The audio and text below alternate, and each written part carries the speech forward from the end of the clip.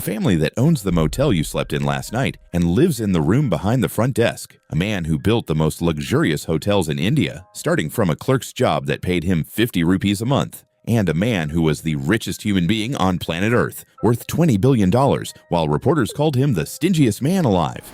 These are the hotel kings of Asia. They sell luxury for a living, marble lobbies, 5-star suites, butlers, and ocean views. And almost none of them ever bought that luxury for themselves. But here's the thing, the frugality is not the story. The story is that the hotel business eats fortunes for breakfast, and living poor was the exact weapon that let these families win it. This is Asian Dynasty, and these are the richest hoteliers in Asia, and the strange, disciplined, almost invisible way they actually live. We'll start in a motel back room in San Francisco. We'll end with the richest man in the world and the scandal that erased him. Stay to the end because that last story is the one nobody sees coming. First, a question. When you drive across America and pull into a roadside motel at midnight, who do you think owns it? By most counts, there is a 60% chance the answer is an Indian-American family. 60% of all the hotels and motels in the United States owned by a community that makes up about 1% of the American population. Nobody planned this. It started by most accounts in the early 1940s when a Gujarati immigrant named Kanjibai Desai took over a small place called the Goldfield Hotel in downtown San Francisco. Desai did something that would echo for 80 years. When new immigrants from Gujarat arrived with nothing, he gave them a bed. Then he told them the secret. A small hotel is not just a business. It is a house that pays for itself. You live in the back. Your family runs the desk. You need no fancy degree, no perfect English, and almost no staff because the staff is you. And then he handed them the most powerful tool in this entire story. A handshake loan, no bank, no contract, just trust inside a community. You borrow from a cousin, you buy a dying motel, you live like you are broke until it is paid off, and then you lend to the next cousin. Think about what that actually means. The family eats in the motel kitchen, the kids do their homework at the front desk, and clean rooms after school. Every dollar that comes in goes straight back out, into the mortgage, into the renovation, into the next property. From the outside, it looks like poverty.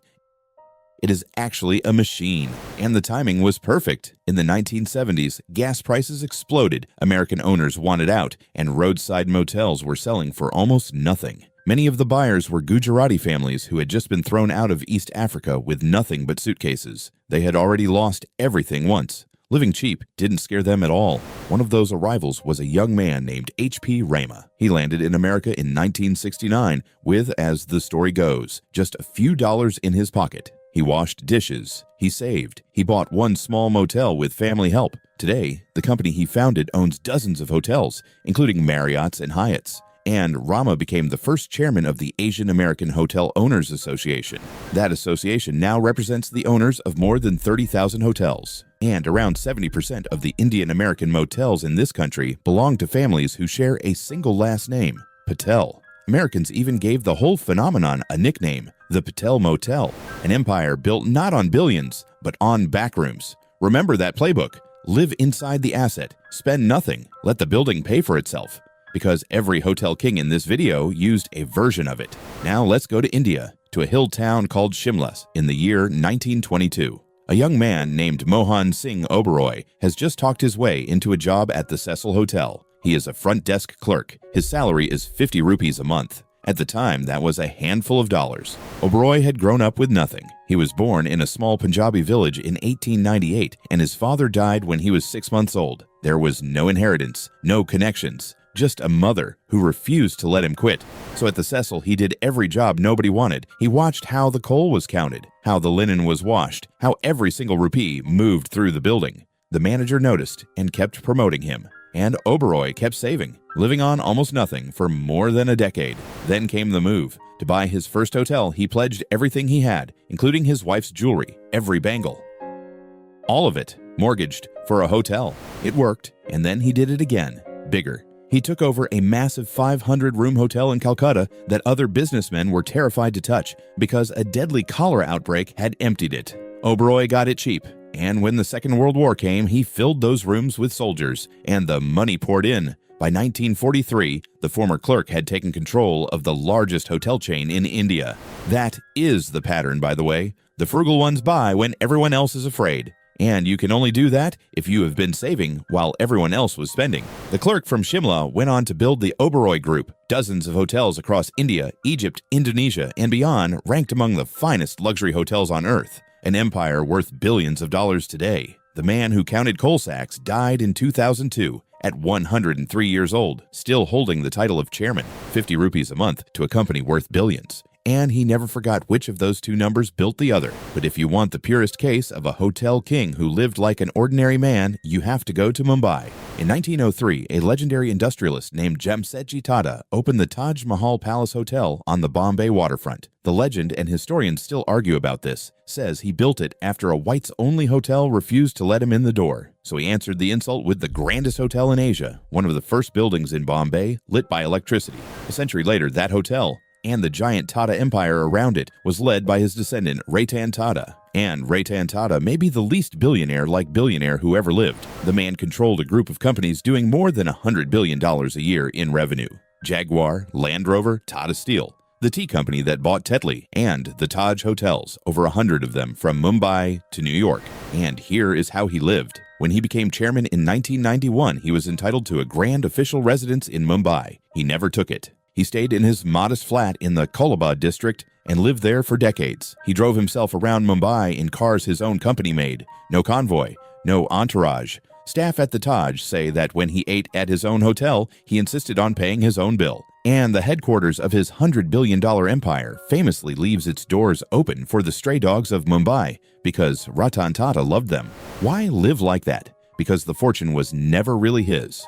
Around 66% of Tata Sons, the company at the top of the whole empire, is owned by charitable trusts. The profits from the steel, the cars, the tea, the hotels, most of it flows to schools, hospitals, and research. And it has worked that way for generations. Forbes never ranked Ratan Tata among the world's richest men because technically he wasn't. He ran one of the biggest fortunes on earth and owned almost none of it. And in 2008, when terrorists attacked his beloved Taj and held it under siege for days, the 70-year-old Tata stood by the burning hotel and afterwards made sure every affected family was personally looked after. The hotel reopened. The flag went back up. When Ratan Tata died in October of 2024, at 86, India gave him state honors, and thousands of ordinary people lined the streets of Mumbai. Not because he lived rich, because he refused to. That is one ending for a frugal hotel king. Now let me show you the other one. Because the next man took the same playbook, the secrecy, the discipline, the plain suits, and rode it higher than any hotel owner in human history. For years, he was officially the richest man on planet Earth, and almost nobody watching this knows his name. Yoshiaki Tsutsumi. Born in Japan in 1934, the son of a business tycoon and his mistress. His father, Yasujiro, was brutal. He drilled the boy relentlessly and taught him that money is never spent, never shown, and never, ever shared. As a child, Yoshiaki's job was to stand silently beside his father and hold the blueprints. But when the father died in 1964, he skipped over the elder brother and left the core of the empire to Yoshiaki. He was 30 years old. And what an empire it became! The Cebu Group, railways, resorts, and the Prince Hotels, which grew to more than 80 hotels, 52 golf courses, and dozens of ski resorts. He owned the Cebu Lions baseball team. He helped bring the Winter Olympics to Nagano, on mountains his own companies owned. At the peak, his companies were believed to control 1/6 of all the land in Japan. Hear that again. One man, 1/6 of Japan. In 1987, Forbes crowned him the richest man in the world at around $20 billion in 1980s money. And he held that #1 spot year after year into the 90s. And how did the richest man alive live? The Associated Press ran a headline about him that says it all. World's richest man just can't help being stingy. He wore plain suits. He kept his family life ordinary and out of sight. He refused almost every interview. No yachts, no art collection. The man who owned 1/6 of Japan behaved, in public, like a mid-level railway employee. And that is exactly where his story and Ratan Tata's story split in half. Because Tata's discipline served something. Tsutsumi's discipline hid something. The secrecy that looked like humility was actually control. Investigators discovered that Cebu had been faking its shareholder records for decades, reporting that insiders owned 64% of the company, when in reality they held around 88%. In March of 2005, the man who had been the richest human being on Earth was arrested in Tokyo. He pleaded guilty. He received a suspended prison sentence and a fine and lost nearly everything else. The company was delisted. He was forced out. By 2007, Forbes had removed him from the billionaire list entirely, and in 2016, he paid his own former company more than $200 million in a settlement. He is still alive today, in his 90s. The man who was once richer than anyone on the planet, now living quietly, mostly forgotten in the country he used to own a sixth of. So what separates them? Because all four stories start exactly the same way.